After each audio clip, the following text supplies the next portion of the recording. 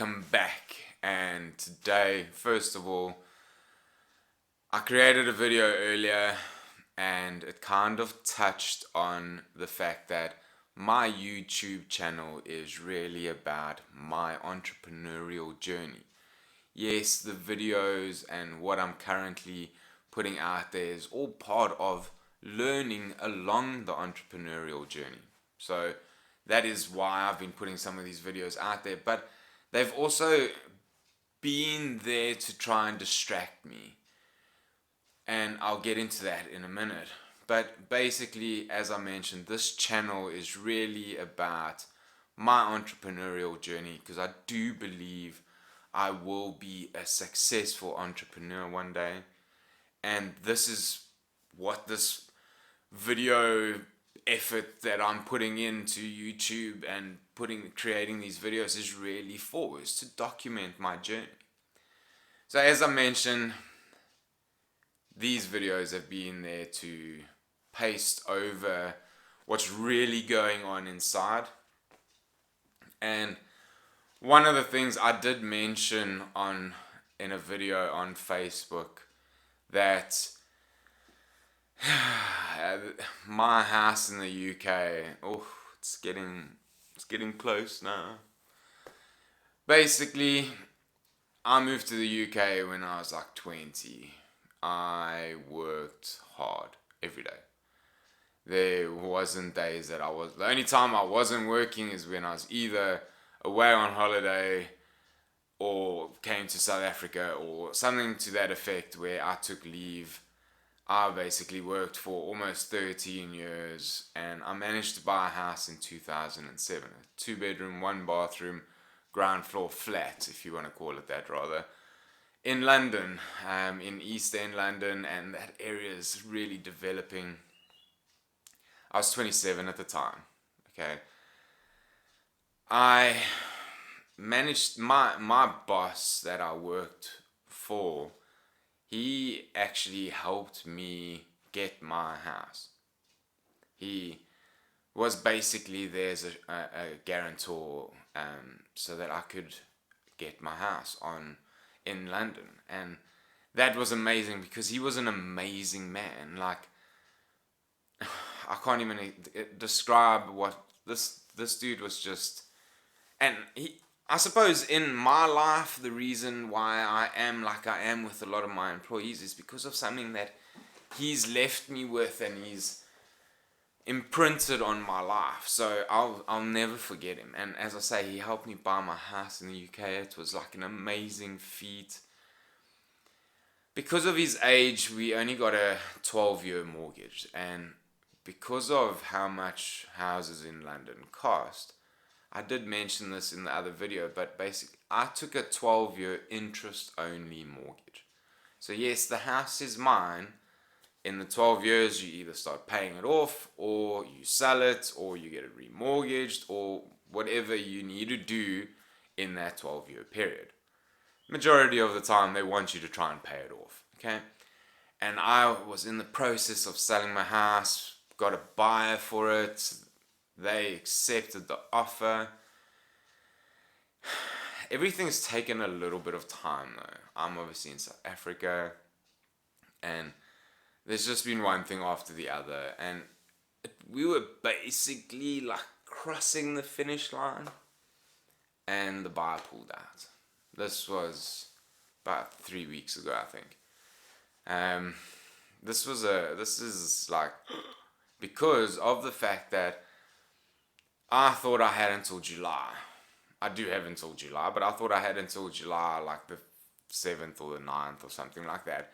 But I only had until we originally, after seeing passport stamps in my mom's passport when she came over and visited, when I got the keys for my house, we noticed that it was actually June.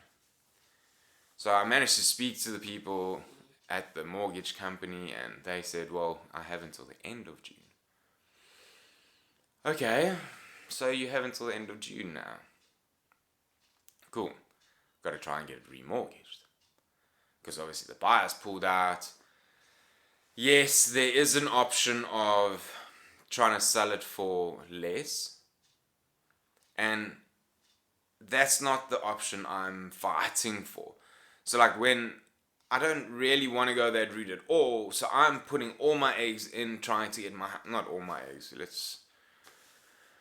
trying to put all my focus and attention into making sure that I get my house remortgaged. Now, circumstances have changed since I bought that house in the UK. I have obviously moved back to South Africa, and for the first 2.5 years, I basically just studied. And then after that, I opened my first business, and then a year and a half after that, I opened my second business. But I'm one of those bosses that I'm not there to milk my business, so everything gets reinvested back into the business. So I don't pay myself the biggest salary. I could pay myself more, I suppose, but then I'm just taking money out of the business. I'm there to try and grow a business that grows its roots deep into that soil so that it stands the test of time. But now this obviously plays a major problem. It is a cause for a major problem, really, because they obviously want to see my income coming in. And now we have a little bit of a dilemma.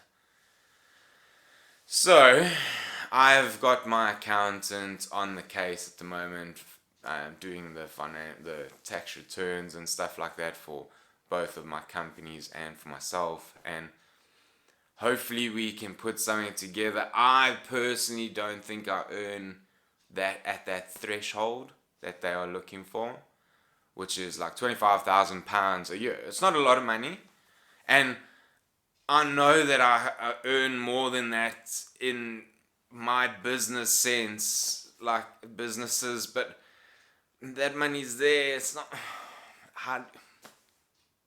So that's going to be, we can't see anything until my accountant brings this clarity to me on exactly what I pay myself over a course of the last year or two. I kind of have an estimate, but the mortgage advisor in the UK doesn't want an estimate. You know what I mean? They want paperwork. So this is why I've been keeping myself busy with other videos and trying to keep my mind occupied and always trying to learn and trying to expand. But obviously in the back of my mind, this is a real scenario. I don't know whether we've left it too late. Can't get another buyer, not now, not with all the paperwork that normally needs to get done before all that.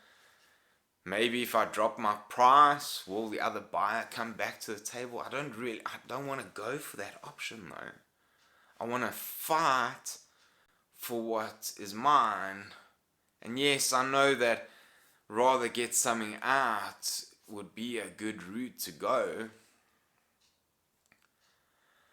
But yes, this is a great concern at the moment. It's something that is playing on my mind.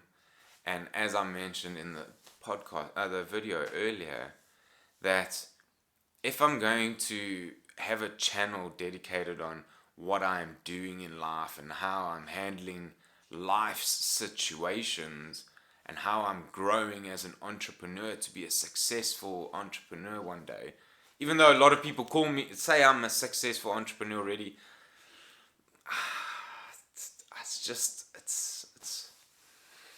I want to bat in a different league. You know what I mean? Like, success is in the eye of the person trying to achieve it. And I know a lot of people say, oh, you should be happy. I'm happy where I am. I'm happy that I've invested this time in myself. I'm happy with the progress that I've made. I'm happy with everything I'm doing right now. But there's this he has this little dark cloud hanging over my head over here, and it's like this could be a big factor in my life as I try and achieve my goals. And yes, it would be the worst lesson to learn, but it might be a lesson that makes sure everything's in order. Even like, I know I was young, I was 27 at the time, and that's not even that young though, but I wasn't awake then. So I didn't realize half of the stuff that was, I don't know, like I just worked hard, but gaining more knowledge and investing that time and energy in myself, you start realizing certain things in life. And if I lose that house, yes, it's going to be very disappointing. I'm fighting tooth and nail to try and keep it. But is it part of my story? Is it a thing where if I lose my house and I still work hard and I still keep motivated and I still keep pushing on and achieve success, does this just add more to that story? It will be a flippin' hard pill to swallow though, right? Let's be fair. So, the thing about that house, right, is in the very first year me and John worked in London, John and I worked in London, we worked. By the end of that year, I got there in March. By the end of that year, I phoned my mom, I was like, I have like £4,000 saved or £3,000 saved. What do I do with this? And she just said, send it home. Send it home, give me power of attorney in your name, I'll sort it out. And I was like, okay. I was 20 at the time. Before my 21st birthday, she landed up buying me my very first house.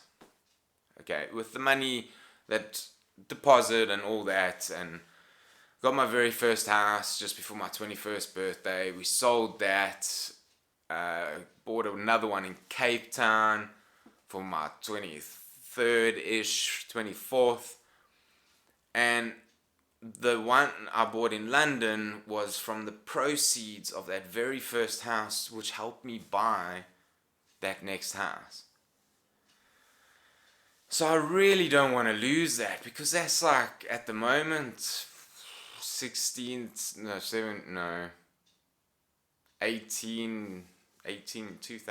19 years of my life. That will be a bitter pill to swallow. So yes, sorry I haven't been as open and honest with you guys. I know that I have been papering over this, and this channel is more about my entrepreneurial journey, and the content I need to put out there is about my entrepreneurial journey. So I just thought I'd actually share this with you guys. If you guys have any advice, please leave it down in the comments. I'd really appreciate it. And yeah, old thumbs, guys. Hopefully everything works out. A little bit nervous, I must admit, but hopefully everything works out. So otherwise it's going to be a longer, harder journey, but still part of my path and part of my actual journey. So let's see how it turns out. Anyway, guys, thank you very much for tuning into another episode. I promise you I will try and keep the content. Yes, I'm still going to add what I'm learning about creating, because that is part of my entrepreneurial journey. But I will also start sharing more about this hardships, like I've said before in the podcast. It's the good times and the bad times. It's all part of that journey, and this is what this channel is all about, is sharing that journey. So thank you very much for tuning into another episode, and yeah, I will see you in another video. Take care.